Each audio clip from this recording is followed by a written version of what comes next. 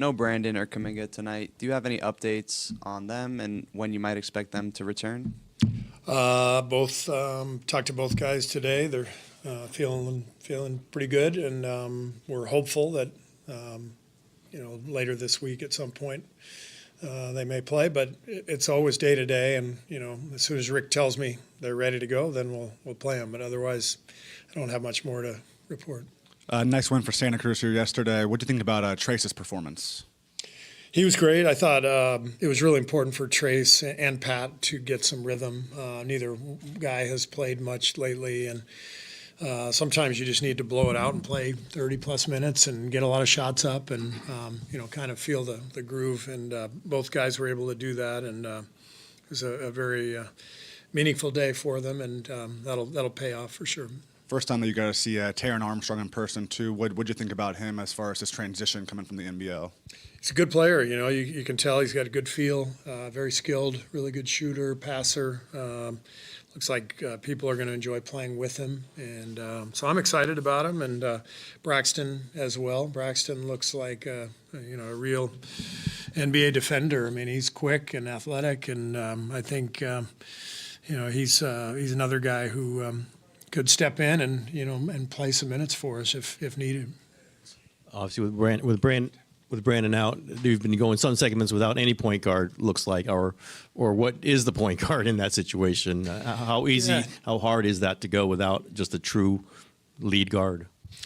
Well, we adapted the other night by playing Gary in that spot, and Gary's obviously not a true point guard, but he can handle the ball and get us into offense, and then we're elite at that position defensively with Gary there. So I think that's what we will lean towards with BP out is Gary handling those minutes, and then probably playing with Jimmy. So Jimmy ends up handling the ball most of the time anyway, but Gary can bring it up against pressure and get us into sets and get the ball to Jimmy. Coach, Toumani Camara was named Defensive Player of the Western Conference for February. What have you seen out of him in his second season with the Trailblazers? Well, I noticed him, I think, even 2 years ago. Is this his third year with Portland? Second. So it's the beginning of last year. He guarded Steph in a game and was draped all over him, and you could see the length and the athleticism, and but also the competitiveness. And so I've been very impressed by him, and he's taken a step forward this year, obviously.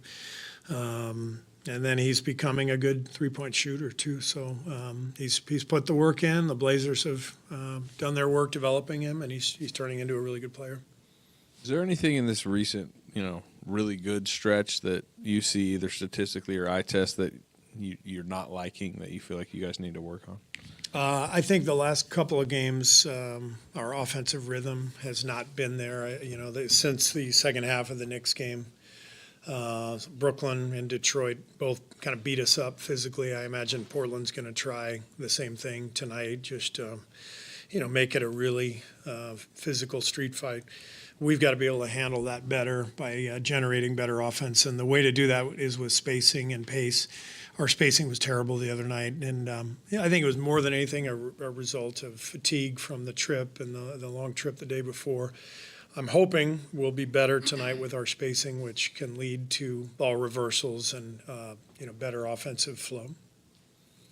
Coach, you've watched Steph Curry break and set records year after year. Today, he already made one, becoming the GM of Davidson. But then past that, he has the opportunity to knock down 7 threes and be the first player to hit 4,000 threes. Watching this, being a part of this, do you become desensitized to something like this at this point because you're so used to seeing him do the great things, or is it always just an aha moment to be able to be a part of it? I am desensitized to the threes because they just come, flooding through game after game. 4,000 is just an insane number, but it just seems like, kind of natural. I am not desensitized yet to the fact that he is the GM of Davidson.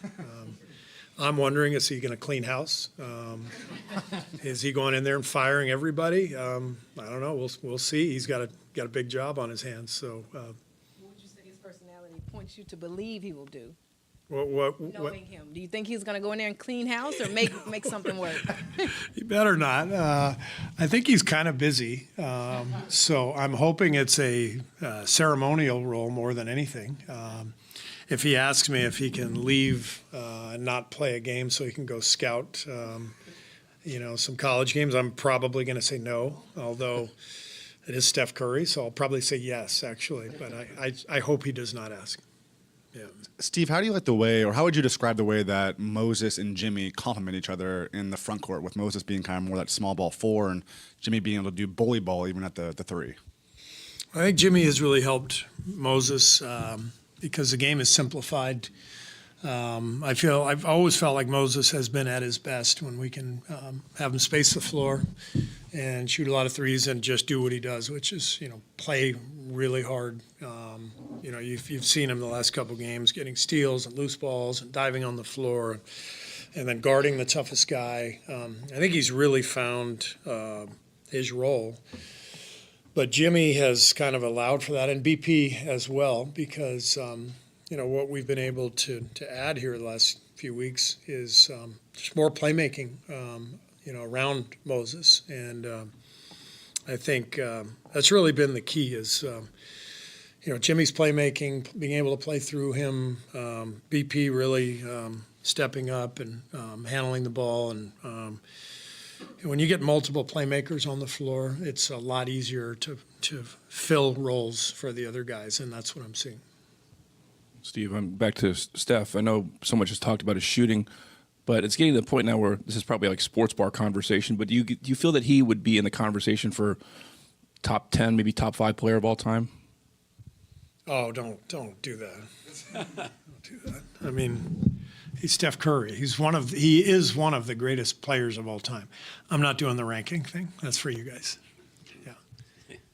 The physicality you were just talking about a minute ago, especially on Steph, is that kind of a reaction to what you to your surge the last few weeks? As kind of a desperation, we got to do something to stop these No, guys? it's something we've seen a lot of. I do think this year the game has gotten so much more physical, which in general I like.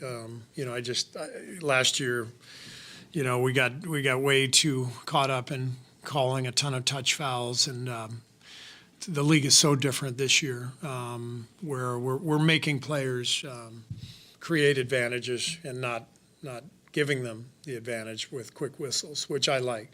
But part of the result is people are more physical with everybody. So everyone has to adapt to the fewer foul calls. And like I said, I think it's been a really positive change. But Steph has to deal with, he always has had to deal with a lot of it. It's probably even more now.